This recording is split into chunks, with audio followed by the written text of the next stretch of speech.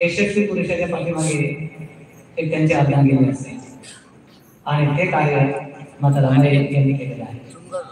अगदी आरण्य असताना, कुठल्याही प्रकारचं शिक्षण नसताना बाबासाहेबांना ज्यावेळेस विदेशामध्ये शिक्षणासाठी जायचं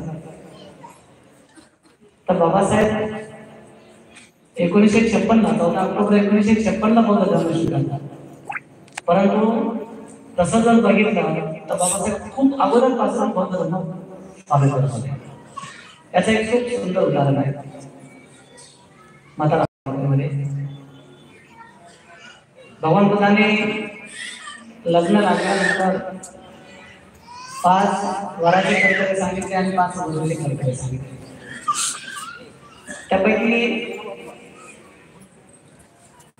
एक स्त्रीचे कर्तव्य आहे की त्याने आपल्या पतीच्या धनसंपत्तीचं रक्षण केलं पाहिजे. याला अनुसरून खूप सुंदर छानपैकी कसं रमाईने ते फॉलो केलं ते तुम्हाला सांगतो आणि परत मी माझ्या मनमनावर गेलो. बघा की बाबासाहेब डेली विजेसवरती प्राध्यापकाची नोकरी करत होते मुंबईला. आणि असं असताना खूप कमी पगार असेल आणि त्या काळातले जे काही नाणे होते तर ते राणी छाप डॉलर होते, असे कागदी पैसे होते बाबासाहेबांच्या काळामध्ये.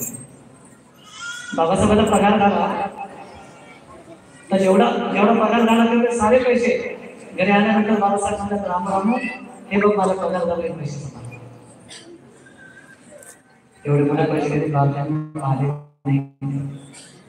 रामा खूप खुश झाले आणि बाबासाहेब म्हणतात राम मोठ बघ किती आहे. आता काय नसतं त्यांनी स्मित हास्य केलं. बाबासाहेबांनी त्यांची थोडी मजा केली आणि बाबासाहेबांनी पण केली.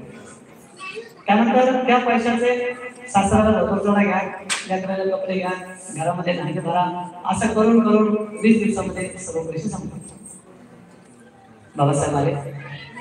बाबासाहेब आल्यानंतर पुस्तक घेऊन बसले आपल्या चेअरवरती वाचत होते.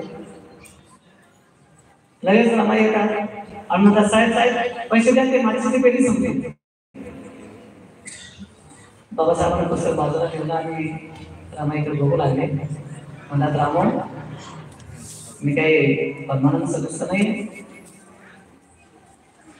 तासिका बेसवरती काम करतो आणि एवढे पैसे तू बिझनेसात कसे गेले. बाबासाहेब रागवले नाही. बाबासाहेबांना समजवलं हे बघ हे पैसे घे, मातीची पेटी आहे, पण लक्षात ठेव की त्या मातीच्या पेटीमध्ये 7% काढा लागतात. तर त्या मातीच्या पेटी तुला 1 महिन्यावर घेतली. बाबासाहेबांनी एवढं सांगितलं. रमण पैसे घेतले, आपल्या त्यांच्यावर ते काम करून घेतलं. त्यानंतर परत पुढच्या महिन्यामध्ये पगार झाला. बाबासाहेबांनी हा विचार केला नाही की पैसे उडवते मी जोर कसे देऊ म्हणून. परत दुसरा पगार झाला. बाबासाहेबांनी रमाजवळ लागून घेतला पैसे. त्याने ते पैसे घेतले, जिथं जेवढे खर्च करायचे तेवढे खर्च केले, परत पैसे वाचवले. आता नेवायला पुढे झाला.